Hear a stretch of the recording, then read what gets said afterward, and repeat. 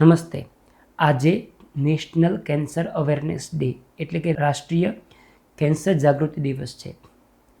આજના દિવસે આપણે કેન્સરને કેમ અટકાવી શકીએ એ બાબતમાં થોડી સમજ મેળવીએ. દુનિયામાં દર વર્ષે 1 કરોડ લોકોનું મૃત્યુ કેન્સરથી થાય છે, પરંતુ એમાં ઓલમોસ્ટ 50% જેટલા એટલે કે 50 લાખ મૃત્યુ એવા છે જે માત્ર જાગૃતિ લાવવાથી અટકાવી શકીએ છીએ. આપણે શું કરી શકીએ? તો 3 વસ્તુ કરવાની છે. પહેલી વાત, કેન્સરના કારણો દૂર કરીએ.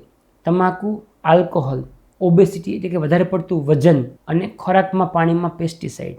આ 4 કારણો દૂર કરવાથી કેન્સરનો ઘણા અંશે રોકી શકીએ.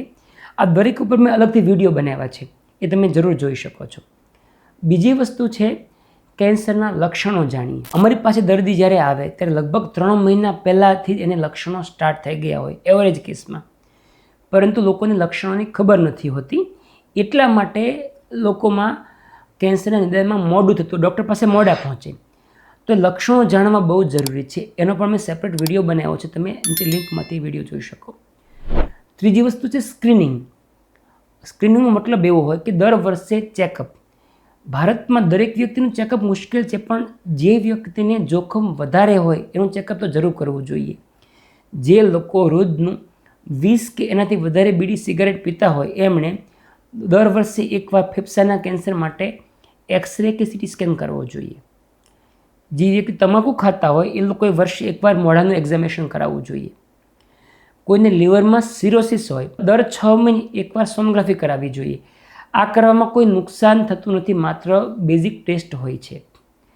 જો તમારા ફેમિલીમાં કોઈ વ્યક્તિને કેન્સર હોય તો ડૉક્ટરને પૂછીને તમે પણ દર વર્ષે એ કેન્સર માટે ચેકઅપ જરૂર કરાવી શકો છો. આવું કરવાથી કેન્સર 3જા કે 4થાને બદલે પહેલાં કે બીજા સ્ટેજમાં પકડાશે અને લગભગ કેસમાં દર્દીને સંપૂર્ણપણે સારું થવાના ચાન્સ સારા એવા મળતા હોય છે.